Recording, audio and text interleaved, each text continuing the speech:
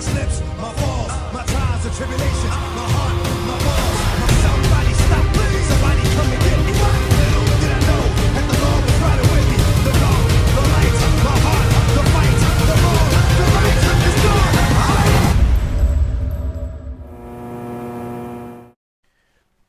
Hey, what's going on out there, YouTube family? This is Samuel Leggett representing Team JVS. I am here to give you guys a review for the movie Marriage Story. I was blessed with the ability of being able to go to the Middleburg Film Festival 2019 in Virginia, and they had a wide range of amazing films, from Ford versus Ferrari to The King to Harriet to The Portrait of a Lady on Fire to The Irishman. And this one was one that I've heard nothing but great things about, and I was very much so taken back because I was like, this is a Netflix feature as much as The Irishman is, and even The King. And I think that Netflix has stapled themselves as being like, okay, this is a place for amazing directed films, and this one is nothing less, no shorter.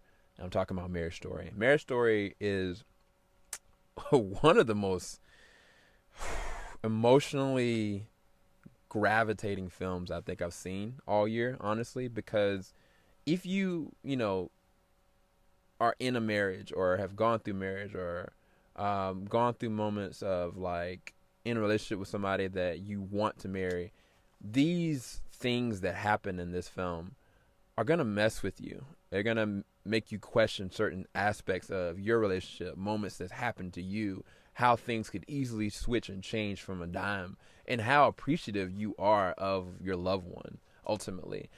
This is also taken in the vein from Kramer versus Kramer, that was starring Meryl Streep and Dustin Hoffman. But this is very different at the same exact time. This one is actually directed by Noah Baumbach. This is starring a whole slew of different amazing actors, but Adam Driver front and center as the husband, Scarlett Johansson, Laura Dern, who plays an amazing role in this, probably one of her best acted roles in years, Merritt Weaver, you got Ray Liotta, Wallace Shawn, Alan Alda, and Julie Hardet, and just a lot of amazing talent in this one, honestly. I don't even want to go through the line of it. But the movie starts off very fascinating because you realize that Scarlett Johansson's character, Nicole, is talking about her husband, Charlie, in this most beautiful way, like all the different things that she loves about him, all the different things that she likes about him, all the different things that, they think about each other. And then Charlie is going and doing the same exact thing. And so you're like, oh, wow, this seems like a beautiful story. Like, how did they get to this point where, things are just going to unravel? Well, let me read this synopsis for you.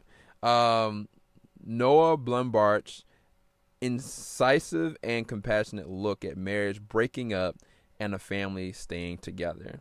That's literally the movie in the foothold, because the trailer even alludes to it, that they're saying this in counseling. Like, this is not just marriage, like, this is to the point where they are breaking apart. And I'm not going to spoil anything, but even that interaction doesn't even end well because of certain circumstances. And I think that one of the big things about this film, and with the cinematography and the way this actually captured, is you see all the different moments of circumstances play out and how messed up they can be and how rough and crass and terrible they can be. And outside influences, how outside influence can spur along certain things that are just like right there below the surface, but then just come out in the worst terrible ways.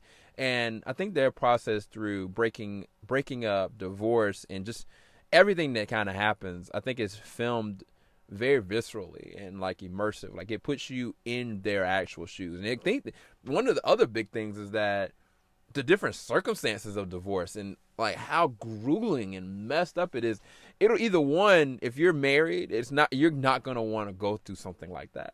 If you're not married, you're going to look at marriage in a whole different light, and you're going to be like, I don't know if this is for me, or man, I got to make sure this doesn't happen because it is very sad. It is very upsetting, destructive even, because I think the reason why it hurts so much is because you see how well they complement each other. You see how they work so well together. One of the biggest things I'll say with Scarlett Johansson's performance in this one, she compliments Adam Driver every chance she gets. She doesn't say it, but she does it in her actions. And some people's, love language is words of affirmation. They want to hear the love. They want to feel the love. They want to be able to immerse.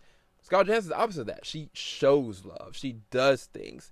And it even bleeds over into her as a mom. There's certain things that she does that Adam Driver just can't do. But he says things. He tries to approach things differently. He tries to be compassionate in his wording and his verbiage and certain things he does, even with his own fault.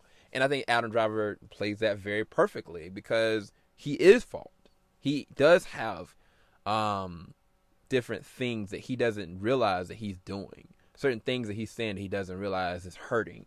But even to Scarlett Johansson's point, like, she very much so is flawed as well. And there's certain things that are broken up within her, and you get to see it fleshed out so well in the scripting. And I think that the scripting is actually very well done because there's a lot of moments that are long takes. There's one specific moment where Laura Dern and Scarlett Johansson, they're just talking. Laura Dern plays the role of a lawyer that's kind of helping out with Scarlett Johansson's case in this impending divorce. And there's this one moment where they're just talking and talking and talking. And it's just one take. And it's so much rich dialogue, but it's still just one take. And that is a credit to the cinematography. That's a credit to the scripting. And amazing credit to the acting. Because Laura Dern, she is so crass. She is so precise. And she just does not give a care at all. Like, and honestly, Ray Liotta also does the same exact thing. Like, he's also a lawyer as well. And he's very stern and crass, but I think honestly, Laura Dern could end up with a nomination for this. She is on it. This is probably Laura Dern's best performance that I've ever seen her actually really do. And she's not in the movie the whole entire time, but she's a force to be reckoned with. She's a beast in this one. The soundtrack is actually pretty good. I think one of the things about the score for it, it's more so like the atmosphere of what's actually happening. There's a couple of different moments where there's a karaoke moment where there's singing going on. There's background music going on at an actual party. And I think it's more so like to be more realistic of like this is happening. And it's almost like the way that I would kind of describe it from the story standpoint, it's like you see a train coming at the far distance. And no matter what, you're in the line of the train. Like either you're on the platform or you're on the tracks. But no matter what, you're not going to be able to make this train stop passing you by. And literally that's what the movie did for me personally. Like it was coming. I saw it. I got on the platform. I was like, I'm not going to sit there on these tracks. I'm not going to let it hit me this hard. But it's like, yo, can you stop? Like, no, you can't. And the reality is that this is what happens in people's lives. This is what happens when people do drift apart. And they go through every single dissection of that beautifully and horrifically, because it's just really hard. It's really hard to actually go into because I do value my marriage. I do value my wife, and I do value, my son.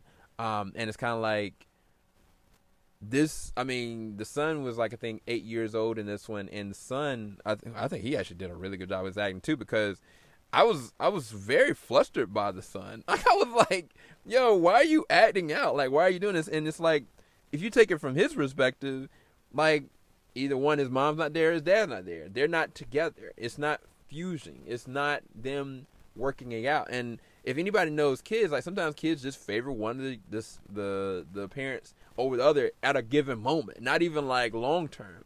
And it's like he's not given that option anymore because they're breaking apart. And so this is what naturally would actually happen. Like, you're gonna feel all the blunt of that, and that's what like Adam Driver and Scarlett Johansson had to feel more so. But I actually, it was weird because I went back and forth. I felt for Adam Driver because I felt like all this was kind of coming on to him, but he put himself in the situation. And then I felt like, Scarlett Johansson's character, like, she was perpetuating, but like it really wasn't even an option. There's one moment that's probably one of the most amazing acted moments in the entire film between Scarlett Johansson and Adam Driver in this apartment building, and just the dialogue going back and forth, back and forth. I haven't seen a good dialogue moment like that since Revolutionary Road with Leonardo DiCaprio and Kate Winslet. Like, it's to that level.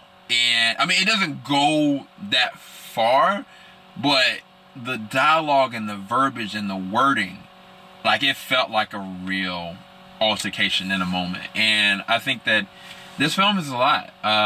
It made me very emotional. It made me very sad. Also made me laugh. There's a lot of comedic numbers for this one. I think there's a lot of comedy with the background characters, like the mom and the sister. And this is a lot of good organic comedy. And even to their own right, like Scarlett Johansson and Adam Driver have some really good comedic moments. But at the end of the day, you still feel the weight and just the hurt behind everything that's happening to them because of them, ultimately. And it's kind of like an unavoidable train for me. I thought this was a 10 out of 10. I didn't have any issues with it, really. And I don't know if I can watch this with my wife. Honestly, I'm not gonna lie to you. Like, I really don't. Because you don't want to take it too personally. But at the same time, you want it to leave an impression enough that you don't ever want this to happen to you. Or if you're gone through it, how can you make this no longer be a thing of substance that hinders you from coming back and coming back stronger, you know? But yeah, man, it's rough. Hope you guys enjoyed this review. Make sure you leave a like, make sure you subscribe, make sure you hit the bell button. Keep it locked. JVS, we ain't gonna stop. You guys have a blessed one. Peace, guys.